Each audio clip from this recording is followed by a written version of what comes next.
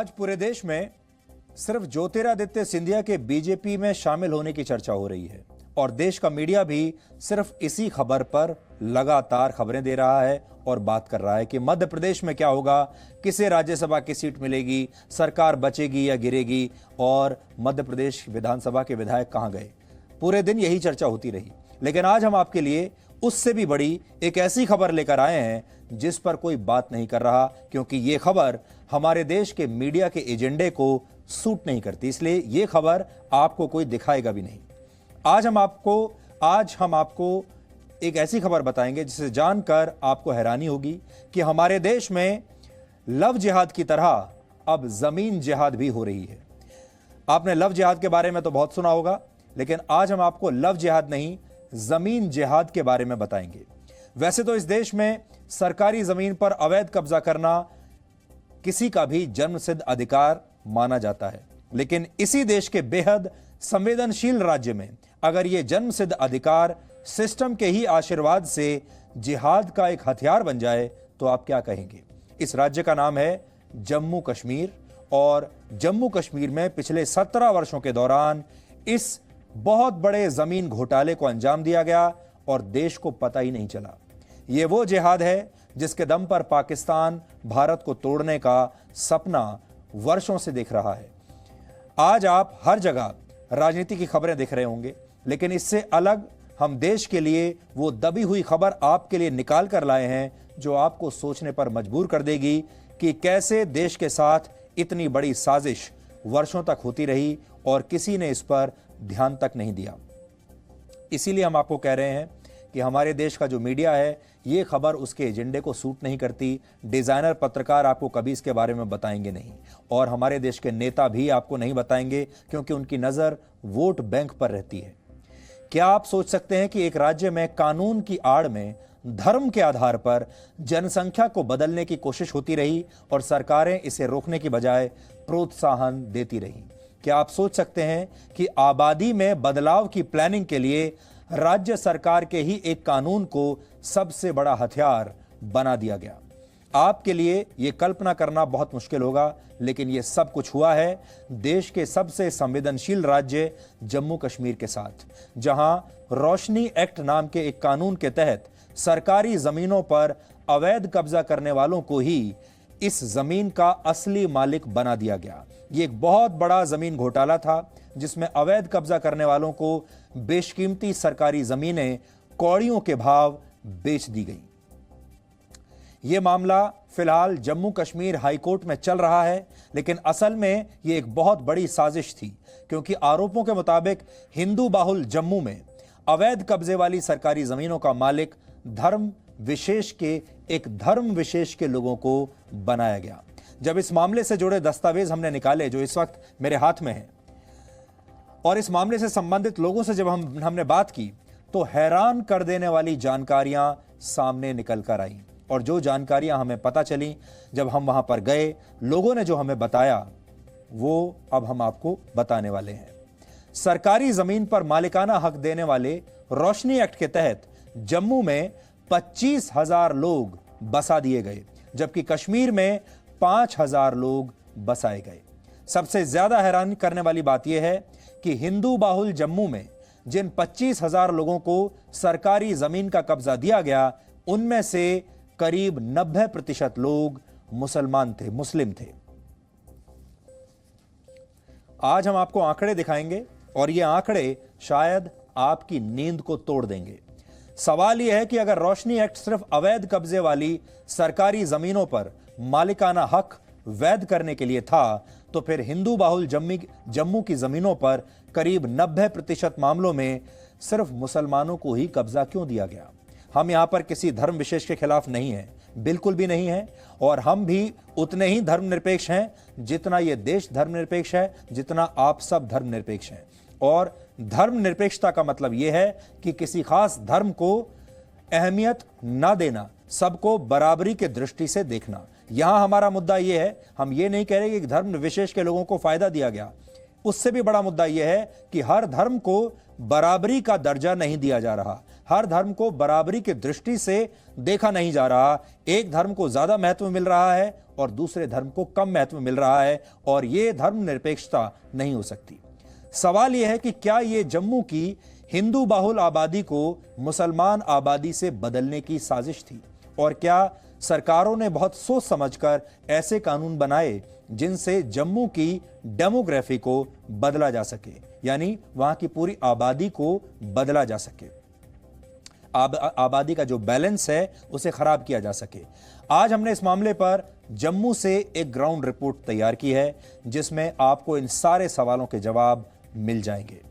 लेकिन पहले हम आपको जम्मू की आबादी का एक गणित दिखाना चाहते हैं ताकि आपको ये पूरी बातें समझ में आ जाएं, क्योंकि इससे आपके लिए आबादी में बदलाव और जमीन वाली साजिश को समझना आसान हो जाएगा। अब आंकड़ों पर नजर डालिए। 2001 की जनगणना के मुताबिक जम्मू में हिंदू आबादी करीब 65% थी और मुस्लिम आबादी करीब 31% थी। 65 और 31। लेकिन 2011 में जम्मू की हिंदू आबादी में करीब 3% की गिरावट आ गई और मुस्लिम आबादी में 3% की बढ़ोतरी हो गई, यानी 3% के करीब मुस्लिम आबादी बढ़ गई। हिंदू आबादी 3% कम हुई, मुस्लिम आबादी 3% बढ़ी। यानी जम्मू कश्मीर की जनसंख्या को बदलने को लेकर जो दावा किया जा रहा है उसकी पुष्टि कुछ हद तक सरकार के ये आंकड़े भी करते हैं। अभी ये तो 2011 की जनगणना के आंकड़े हम आपको दिखा रहे हैं। अब जब अगली बार जनगणना होगी तो ये आंकड़े और भी बदले हुए आपको दिखाई देंगे, क्योंकि ये जनगणना लगभग 9 साल पहले हुई थी। 9 साल में और भी बड़े बदलाव आए होंगे। हिंदू बाहुल जम्मू में मुस्लिम आबादी को बढ़ाने के पीछे किसका हित हो सकता है, किसका फायदा हो सकता है, ये आप सबके लिए एक बड़ा सवाल है। जम्मू की जमीन पर अवैध कब्जा करने वालों के नाम अब जम्मू कश्मीर हाईकोर्ट के पास हैं। ये लिस्ट इस समय हमारे पास भी है, जिस लिस्ट में उन सारे लोगों के नाम हैं जिनके कब्जे वाली जमीन को अब औपचारिक रूप से, कानूनी रूप से उन्हें दे दिया गया है। उदाहरण के तौर पर एक इलाके की लिस्ट मैं आपको दिखाना चाहता हूं जो इस वक्त मेरे हाथ में है। यह उन लोगों की लिस्ट है जिन्होंने जम्मू में तवी नदी के आसपास के इलाकों पर अवैध कब्जा कर लिया था और अब भी यहां इन्हीं का कब्जा है। यह लिस्ट हाईकोर्ट के निर्देश पर जम्मू के एडिशनल डिस्ट्रिक्ट एवं सेशन जज ने तैयार की थी। और इस लिस्ट को जब आप देखेंगे, इस लिस्ट में ऊपर लिखा है list of encroachers as per तिथि लिखी हुई है और यह हाईकोर्ट का दस्तावेज है और इसमें तहसील लिखी है, गांव लिखा है, नेम ऑफ द ऑक्यूपेंट लिखा है, खसरा नंबर, यानी पूरी डिटेल्स इसके अंदर हैं। और अगर आप इसको जब देखेंगे पूरी लिस्ट को तो आपको इसमें सिर्फ एक धर्म के लोग ही नजर आएंगे। मैंने एक एक पन्ना इसका मैं पढ़कर आपको चाहे तो सुना सकता हूं, लेकिन इसमें जो नाम दिए गए हैं सारे के सारे एक ही धर्म के लोगों के नाम हैं और आप सब जान गए होंगे कि ये कौन सा धर्म है। यानी एक खास धर्म के लोगों को ही इन जमीनों पर कब्जा दिया गया है। हमारा सवाल यह है कि सिर्फ एक धर्म के लोगों के साथ ही ऐसा क्यों हो रहा है। अब आपको पता चल रहा होगा कि कैसे जम्मू कश्मीर में सरकारी जमीन पर धड़ल्ले से कब्जा हुआ। कानून इस तरह बनाए गए कि कब्जा करने वालों को ही जमीन का मालिक बना दिया गया। इसलिए यहां आपको रोशनी एक्ट के बारे में भी पता होना चाहिए। यह बात है 2001 की। 2001 में तत्कालीन नेशनल कॉन्फ्रेंस की सरकार ने, नेशनल कॉन्फ्रेंस मतलब आप समझ गए होंगे, अब्दुल्लाज की पार्टी है, फारूक अब्दुल्ला और उमर अब्दुल्ला की जो पार्टी है नेशनल कॉन्फ्रेंस, उनकी सरकार ने जमीनों पर मालिकाना हक देने के लिए यह रोशनी एक्ट बनाया था। सरकारी जमीनों पर मालिकाना हक देने के लिए, यानी जिन लोगों ने सरकारी जमीन पर अवैध कब्जा कर रखा था उन्हें इस एक्ट से जमीन का मालिक बनाने का रास्ता साफ कर दिया गया। इसमें मामूली कीमत पर जमीन का मालिकाना हक उन्हीं को देने का प्रावधान था जिन्होंने जमीन पर कब्जा कर रखा था। तब रोशनी एक्ट का मकसद यह बताया गया था कि इससे मिलने वाली रकम को बिजली के प्रोजेक्ट्स में लगाया जाएगा, यानी विकास के लिए, डेवलपमेंट के लिए लगाया जाएगा। पहले एक्ट में प्रावधान था कि 1999 से पहले जिन लोगों ने जमीन पर कब्जा कर रखा है उन्हें नए कानून का फायदा मिलेगा। लेकिन 2004 में इस एक्ट में बदलाव करके 1999 वाले प्रावधान को भी खत्म कर दिया गया और पूरी तरह से खुली छूट दे दी गई। यानी चाहे 1999 से पहले हो या 99 के बाद हो, अगर किसी ने भी जमीन पर कब्जा कर रखा है तो यह जमीन कौड़ियों के भाव उन्हीं लोगों को दे दी जाएगी। अब आप सोचिए, नए नागरिकता कानून को लेकर तो पूरे देश में कितना विरोध प्रदर्शन हो रहा है, लेकिन जब जम्मू में यह हो रहा था तब इस देश में एक भी विरोध प्रदर्शन नहीं हुआ, किसी को कानों कान खबर भी नहीं हुई और आपको भी ये बात पता नहीं होगी। 2014 में इस रोशनी एक्ट के जरिए किया गया जमीन घोटाला सबके सामने आया पहली बार जब सीएजी की रिपोर्ट आई। सीएजी ने इसे 25,000 करोड़ का घोटाला बताया और यह जम्मू कश्मीर के इतिहास का सबसे बड़ा घोटाला था। वर्ष 2018 में जम्मू कश्मीर के तत्कालीन राज्यपाल सत्यपाल मलिक ने रोशनी एक्ट को खत्म कर दिया। इस मामले को जम्मू कश्मीर हाईकोर्ट ने बहुत गंभीरता से लिया है और कब्जा करने वाले तमाम लोगों के नाम सार्वजनिक करने के आदेश दिए हैं। इस मामले की सुनवाई जम्मू कश्मीर हाईकोर्ट के चीफ जस्टिस गीता मित्तल की बेंच कर रही है और मेरे पास हाईकोर्ट के ऑर्डर की कॉपी भी है जो बात हम आपसे कह रहे हैं कि कैसे बेहद कम कीमत पर महंगी सरकारी जमीन को अवैध कब्जा करने वालों के हवाले कर दिया गया, वही बात इस ऑर्डर की कॉपी में भी लिखी हुई है। ये वो ऑर्डर की कॉपी है जो मैं आपको दिखा रहा हूं, high court of Jammu and Kashmir. और इसके अंदर से मैं एक दो लाइन आपको पढ़कर बताता हूं। However, it was observed that only rupees 76.24 crore, that is 24%, reportedly realized against a demand of rupees 317 crore raised by the end of March 2013. आगे निष्कर्ष मैं आपको पढ़कर बताता हूं। The status report reveals shocking state of affairs which had prevailed and the manner in which the land encroachers in Jammu and Kashmir have become owners of large trenches of public land by the operation of the Roshni scheme. ये high court ने अपने उसमें लिखा है और उन्होंने ये भी कहा है कि जो बेनिफिशियरीज हैं, मतलब जिनको ये जमीन मिली है, जम्मू में उनकी संख्या है 25,000। 25,000 लोगों को सोचिए जमीन मिल गई। श्रीनगर में 4500 है और लद्दाख में नील है, एक भी नहीं है। इसमें कोर्ट ने कहा है कि 2004 में सरकार ने 20,64,972 कनाल सरकारी जमीन बेचकर 25,448 करोड़ रुपए कमाने का लक्ष्य रखा था, लेकिन उसे सिर्फ 76 करोड़ रुपए ही मिले हैं। सोचिए, 25,000 करोड़ का लक्ष्य रखा गया और जमीन बेचकर उन्हें कितने मिले? सिर्फ 76 करोड़। यानी मकसद रोशनी एक्ट के तहत पैसा जुटाना नहीं था, बल्कि मकसद कुछ और था और मकसद यह था कि जम्मू में आबादी का जो बैलेंस है उसे खराब करना है। अभी कोर्ट में रिकॉर्ड आने के बाद हमें यह पता चला कि उसमें से मेजॉरिटी ऑफ द केसेस में स्टेट लैंड, सरकारी भूमि एक धर्म विशेष के लोगों को दे दी गई। 30,000 टोटल केसेस प्रोसेस किए गए, 30,000 केसेस, जिसमें 20 लाख कनाल से अधिक भूमि इन्वॉल्व है। 20 लाख कनाल मतलब हो गया 2 जोधपुर और उदयपुर जैसे बड़े बड़े 2 शहर, जो केवल और केवल एक धर्म विशेष के लोगों को जम्मू संभाग के अंदर दे दी गई। ये वो लोग थे जो जम्मू से के रहने वाले नहीं थे, मैक्सिमम जो कश्मीर से या कश्मीर के उन डिस्ट्रिक्ट्स में से आए थे जो अदरवाइज मुस्लिम डोमिनेटेड डिस्ट्रिक्ट्स हैं, उन्हें यहाँ पे सरकारी भूमि दे दी गई और फिजिकल लैंड मास जम्मू का कब्जा कर लिया एक कानून बना के। जनसंख्या अनुपात को बिगाड़ने की एक बहुत बड़ी साजिश थी रोशनी एक्ट। इसके तहत बेतहाशा सरकारी जमीन, 20,000 कनाल से ज्यादा सरकारी जमीन को हड़पा गया और यह हड़पा जाने दिया गया सरकारी प्रश्रय में, नीति बनाकर, एक कानून बनाकर कि जो जहां कब्जा कर सके, चाहे वो जंगल हो, सरकारी जमीन हो, उस पर बैठ जाए और उसको अपने कब्जे में ले ले, सरकार का पैसा मार ले, राज्य की जमीन हड़प ले और उस पर कोई कार्रवाई न हो। राज्य के एक बहुत बड़े हिस्से को न केवल आर्थिक हानि हुई, बल्कि जनसंख्या के अनुपात को बिगाड़कर देश की सुरक्षा को, सामाजिक समरसता को खतरे में डाला गया। एक बहुत बड़ी साजिश के तहत कश्मीर के इस्लामीकरण का मार्ग प्रशस्त किया गया और हिंदू आबादी को जिस तरह कश्मीर घाटी से बेदखल किया था, इसी तरह हिंदू बहुल क्षेत्र जम्मू से भी बेदखल करने के बीज पड़ गए। अब आप सोचिए कि ये कितनी बड़ी साजिश थी जो वर्षों से चली आ रही थी। 2001 में इस साजिश को कानूनी सुरक्षा का कवच भी मिल गया और हमारे नेता भी उस खेल में शामिल हो गए जो पाकिस्तान भारत के खिलाफ खेलना चाहता था।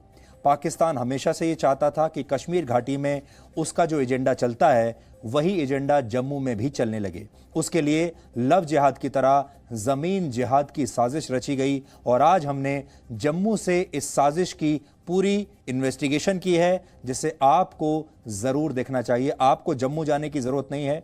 जो जम्मू के हमारे दर्शक हैं, जो जम्मू कश्मीर के हमारे दर्शक हैं, वो अच्छी तरह से जानते हैं हम क्या कह रहे हैं। जम्मू में इसके बारे में बच्चा बच्चा जानता है। घर घर में जो लोग रहते हैं वो सब इसके बारे में जानते हैं कि वहाँ कैसे ज़मीन जिहाद चल रही है, लेकिन मीडिया कभी इस बात को उठाता नहीं। लेकिन जो लोग जम्मू में नहीं रहते, जो लोग देश के बाकी हिस्सों में रहते हैं, आज हम आप सबको जम्मू लेकर जाना चाहते हैं और आप देखिए कि भारत के एक इतने बड़े शहर में, इतने बड़े हिस्से में क्या हो रहा है।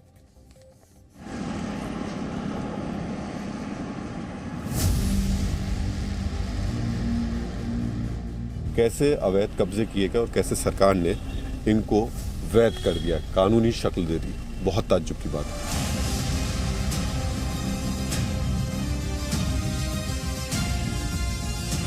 क्या वर्ष 2001 से जम्मू की डेमोग्राफी बदलने की साजिश रची जा रही थी? क्या कश्मीर में आतंकवाद और अलगाववाद फैलाने वाले जम्मू में भी चुपचाप अपने काम में लगे थे?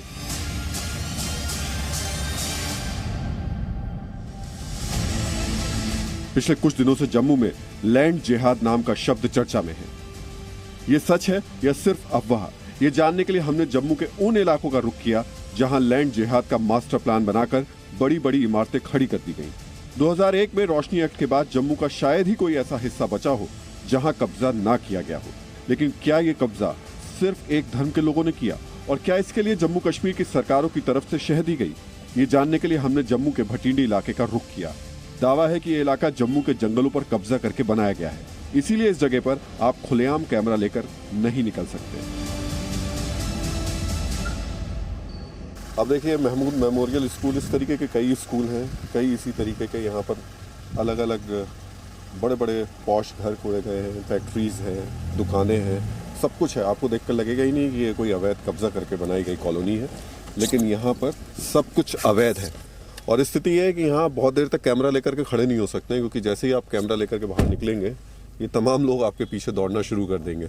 कुछ जगह कोशिश की हम लोगों ने और हमको वही हालात सामने करना पड़ा। इस वजह से बार बार जहाँ जहाँ मौका मिल रहा है गाड़ी से उतरते हैं, कोशिश करते हैं कि आपको ये तस्वीरें दिखा सकें और फिर उसके बाद में गाड़ी में बैठ जाते हैं। लेकिन बड़े ताज्जुब की बात है, कैसे बहुमंजिला इमारतें यहाँ पर खड़ी हुई हैं, कैसे अवैध कब्जे किए गए और कैसे सरकार ने इनको वैध कर दिया, कानूनी शक्ल दे दी। बहुत ताज्जुब की बात है।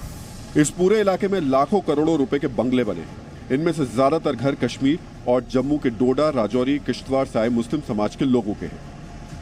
ये भटिंडी इलाका है, वही इलाका जिसको लेकर हाईकोर्ट में बार बार बात कही गई। अब पीछे देखिए, जबरदस्त तरीके से पॉश मकान बने हुए हैं, बड़ी बड़ी कोठियां बनी हैं, लाखों करोड़ों की कोठियां हैं और ये सब अवैध है। और इसको सरकार ने बड़े बड़े लोगों को बेचा। यहाँ पर हर तरीके का तबका है, यहाँ पर बड़े लोग भी हैं, यहाँ पर मध्यम वर्गीय भी हैं और यहाँ पर छोटे मकान भी हैं। बड़ी बड़ी मस्जिदें भी यहाँ खड़ी कर दी गई हैं और इस तरीके से ये पूरा का पूरा जगह अब रोशनी एक्ट के तहत इसको कानूनी शक्ल दे दी गई है।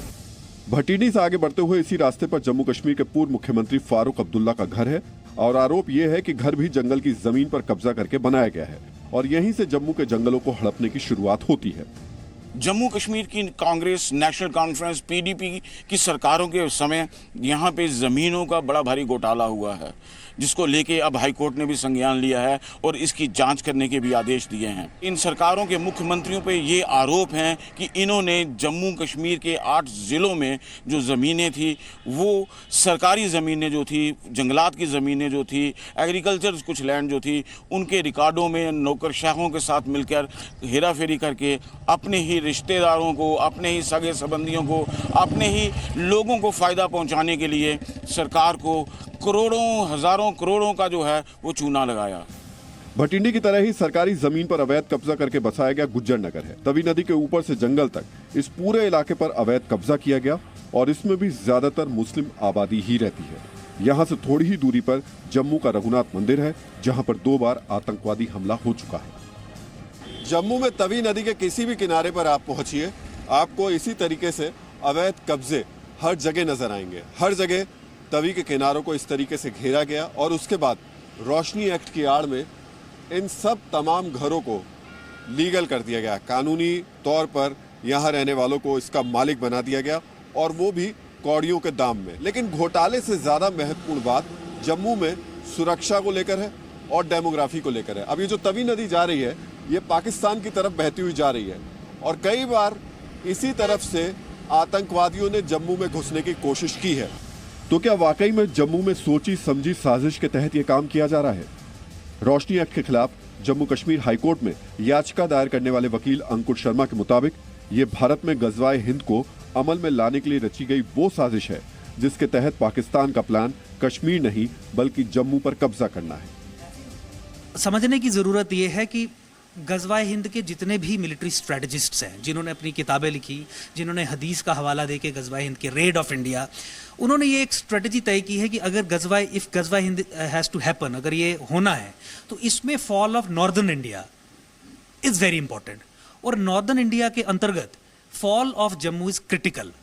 तो उसी दिशा में 1990 में हिंदू विहीन करने के बाद कश्मीर को अंडरस्टैंडिंग ये बनी इन पॉलिटिकल एक्टर्स की, जो सब तकरीबन जिहादी एक्टर्स थे, चाहे वो पीडीपी हो, चाहे वो एनसी हो, चाहे कांग्रेस के लेजिस्लेटर्स हों, मिनिस्टर्स हों या सरकार चलाने वाले लोग हों, कि जम्मू को कैसे ओवर टर्न किया जाए। जम्मू में 60 लाख मास है नॉन मुस्लिम्स का, तो कैसे उन्हें ख़त्म किया जाए।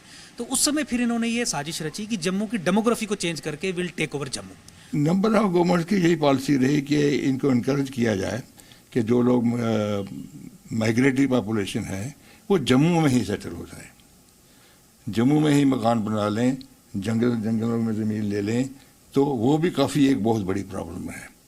उसके साथ फिर जुड़ गई वो, उसके साथ जो कठुआ का सिलसिला हुआ, रेप का, मर्डर का, तो ये एक बड़ी एक परेशान कौन सी सिचुएशन बनी हुई है जिसके बारे में कोई क्लियर कट पॉलिसी अब तो यूनियन टेरिटरी बन गई है ना, यहाँ से कोई जम्मू श्रीनगर से नजर आती है ना दिल्ली से नजर आती है। जम्मू शहर के चारों तरफ अवैध कब्जे वाली ऐसी इमारतें खड़ी हैं जिन्हें सरकार ने कौड़ियों के दाम कब्जा करने वालों को बेच दिया।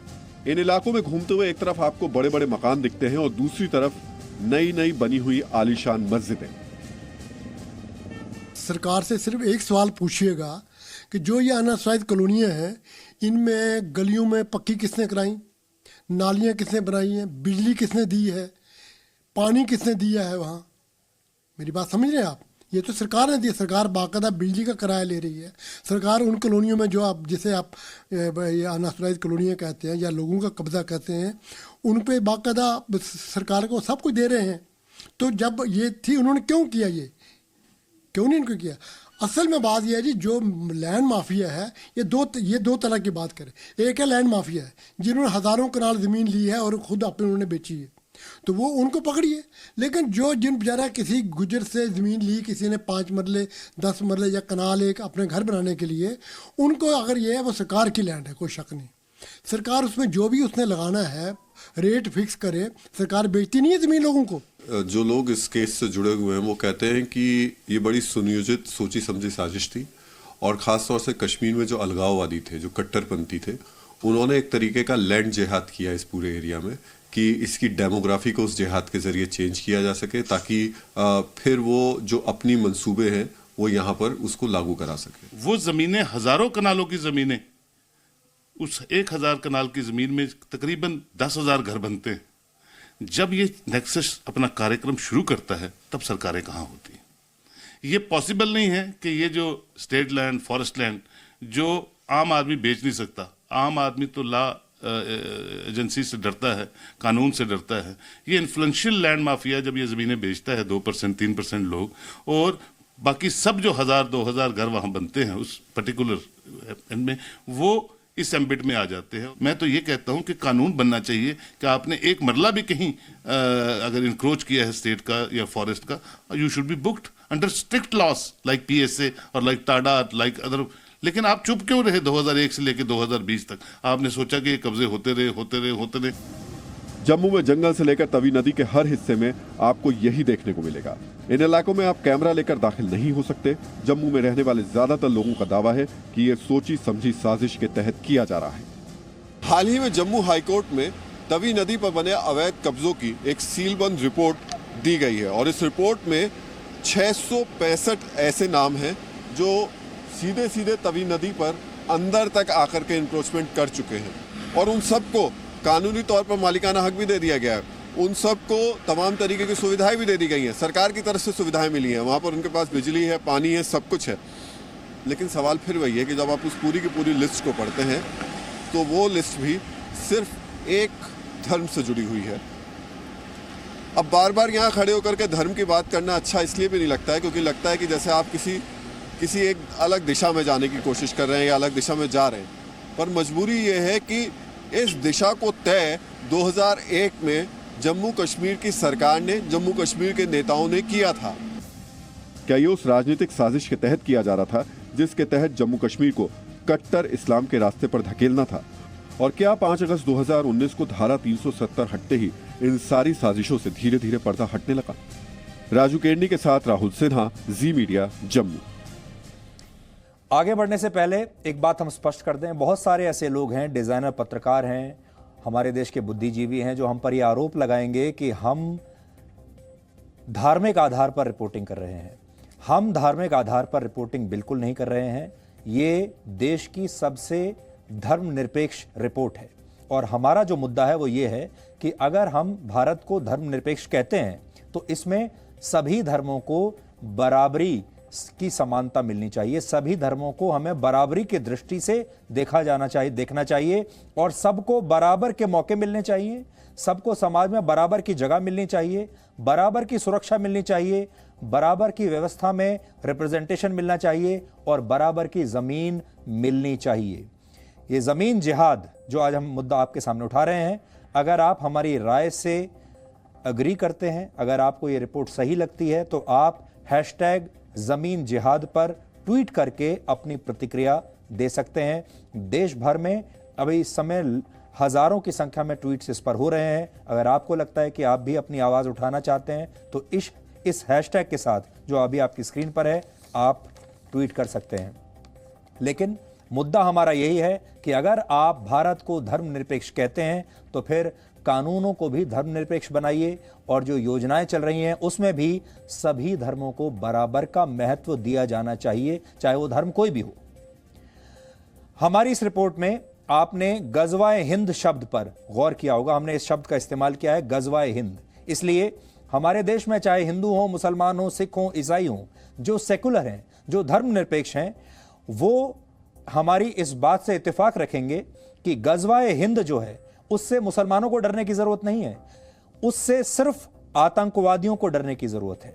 गजवाए हिंद एक ऐसी चीज है, एक ऐसी मुहिम है जो भारत को तोड़ने के लिए बनाई गई है।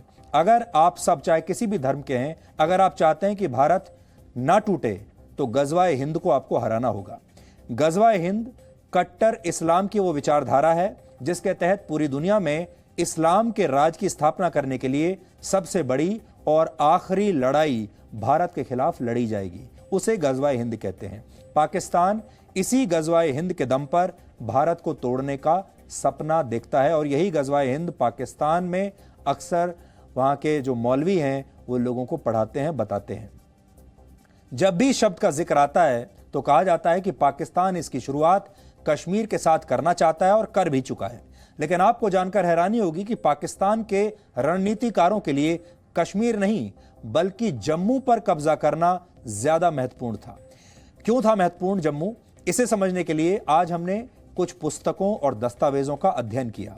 ऐसा ही एक दस्तावेज है व्हाइट पेपर ऑन कश्मीर, जिसे जम्मू कश्मीर यूनिवर्सिटी में राजनीतिक विज्ञान के HOD रह चुके डॉक्टर MK टेंग और CL गाडू ने ड्राफ्ट किया था। यह रिपोर्ट कश्मीर में हुए नरसंहारों पर आधारित थी, जिसमें पाकिस्तान की भूमिका और भारत में जिहाद फैलाने की कोशिशों का जिक्र किया गया है।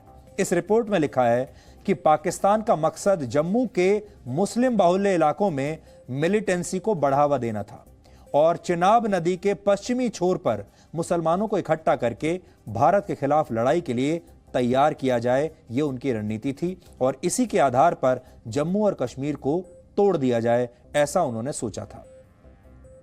इस रिपोर्ट में आगे लिखा है कि जम्मू कश्मीर में एक गृह युद्ध छेड़ा जाए ताकि भारत इस युद्ध में थक जाए और वो कश्मीर पर आत्मसमर्पण कर दे।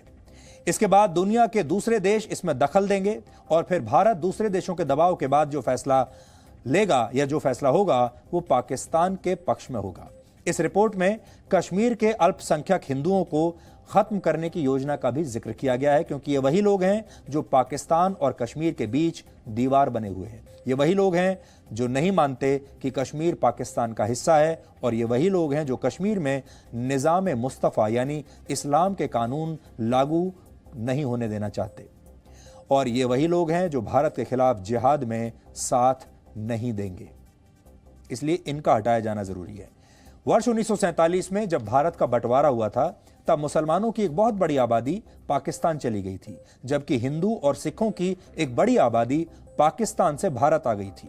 इस दौरान दिल्ली में मुसलमानों के जो घर खाली हुए थे उनमें पाकिस्तान से आने वाले सिखों और हिंदुओं को बसा दिया गया था, लेकिन तत्कालीन प्रधानमंत्री पंडित जवाहरलाल नेहरू ऐसा नहीं चाहते थे। इसे लेकर तत्कालीन गृह मंत्री सरदार वल्लभ भाई पटेल और पंडित नेहरू के बीच विवाद भी हुआ था और इस विवाद के बारे में उस समय सरदार पटेल के राजनीतिक सचिव रहे V शंकर ने अपनी पुस्तक में लिखा है। इस किताब में नेहरू और पटेल के बीच हुए एक पत्र व्यवहार का ब्यौरा दिया गया है और आज जब आप इन पत्रों को पढ़ेंगे तो आपको बड़ी हैरानी होगी। 21 नवंबर 1947 को सरदार पटेल ने कांग्रेस के नेता C नियोगी को एक चिट्ठी लिखी।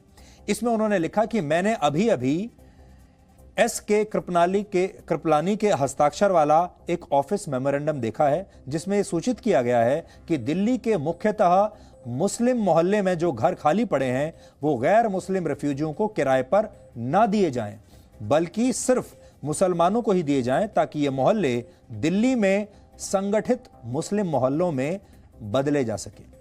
सरदार पटेल ने अपनी चिट्ठी में लिखा कि अगर सरकार ने ऐसा कोई फैसला किया है तो इसकी जानकारी उन्हें क्यों नहीं दी गई, क्योंकि वो तो गृह मंत्री हैं, उन्हें जानकारी होनी चाहिए और अगर इस पर अमल किया गया तो गैर मुसलमानों के बीच तीखी प्रतिक्रिया होगी।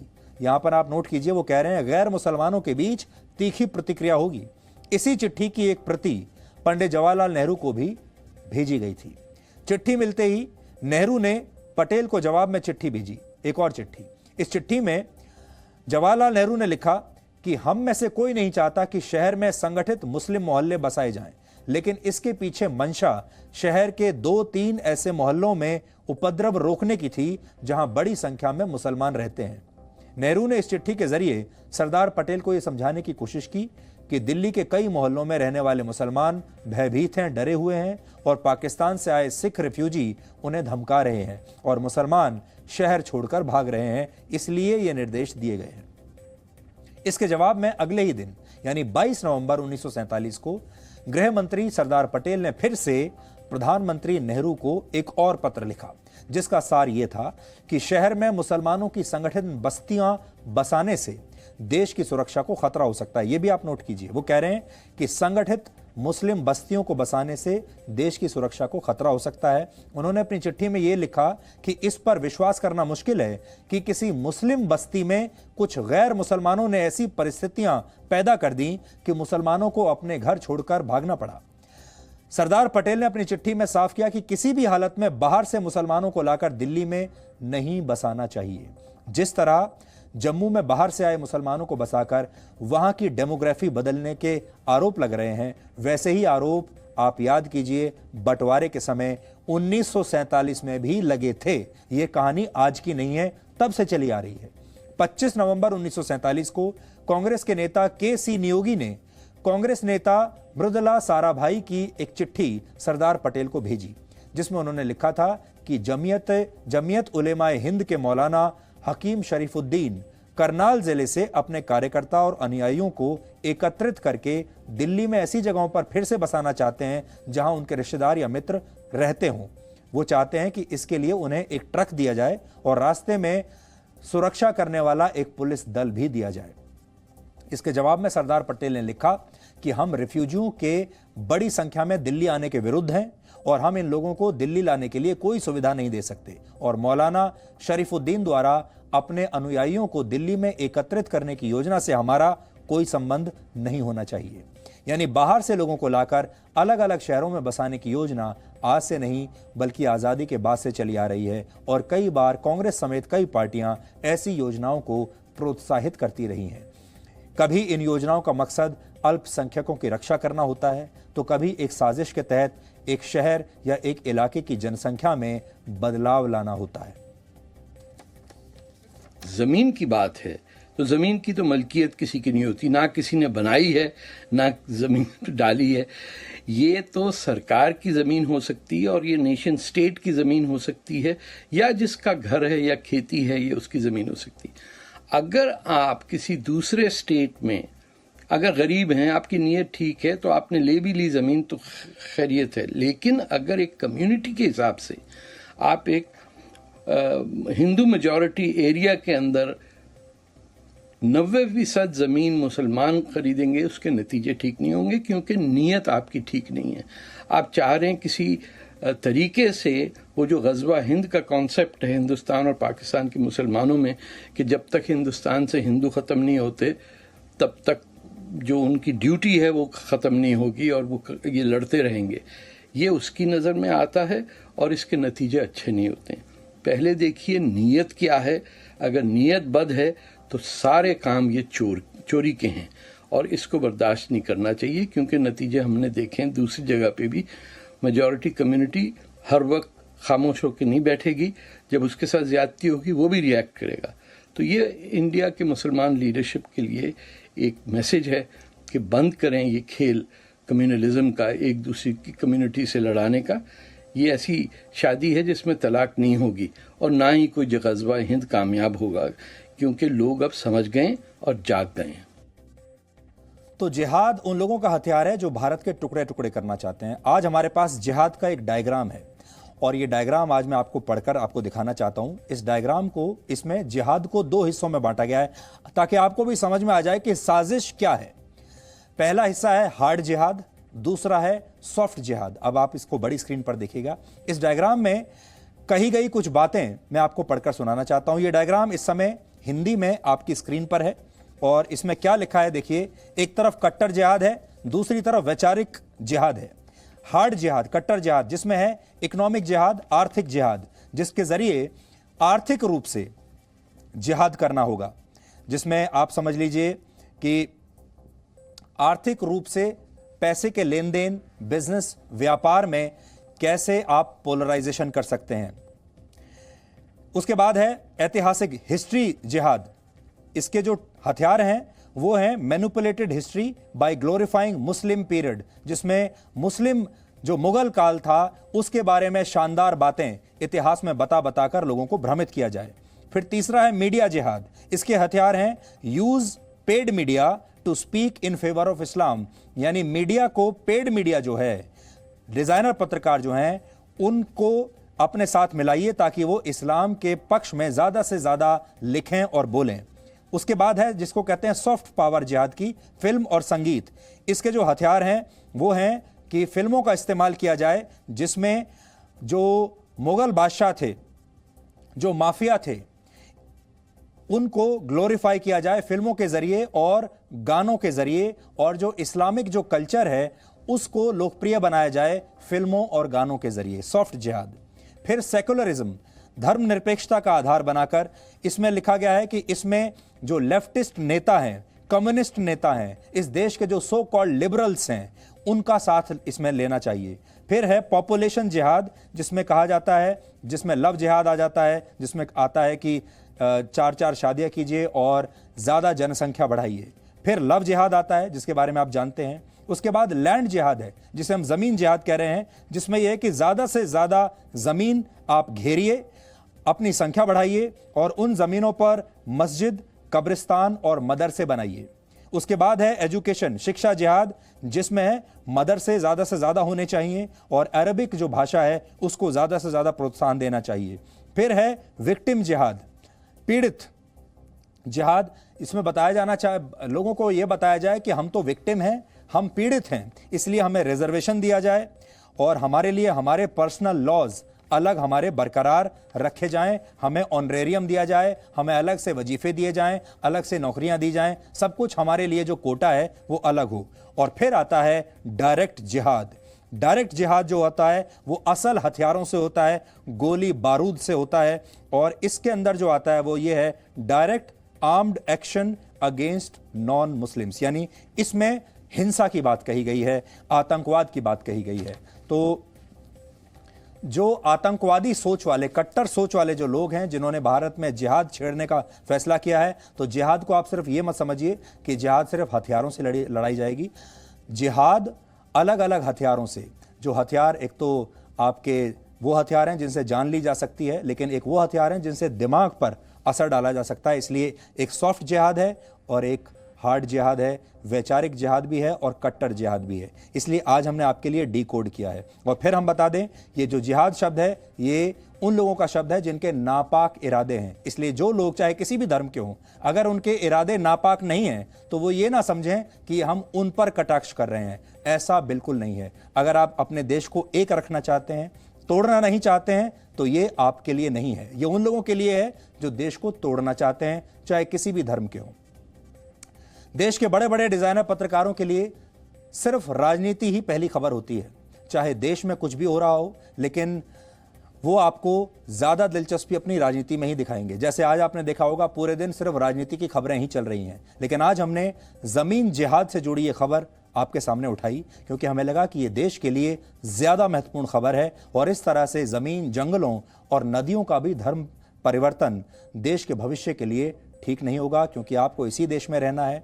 इसलिए आज हमने ये मुद्दा उठाया और अभी तक हमें जो रिस्पांस मिल रहा है सोशल मीडिया पर आप सबकी तरफ से, वो ज़बरदस्त रिस्पांस है और उससे हमें बहुत एनकरेजमेंट मिलती है, बहुत बल मिलता है हमें, और हमें लगता है कि हम वाकई आपके मन की बात कर रहे हैं, जो आप सुनना चाहते हैं, देखना चाहते हैं, जो बातें आप तक नहीं पहुंच रही हैं और देश के लिए महत्वपूर्ण है, उन बातों को हम आप तक पहुंचा रहे हैं और आप भी हमें अपना समर्थन दे रहे हैं।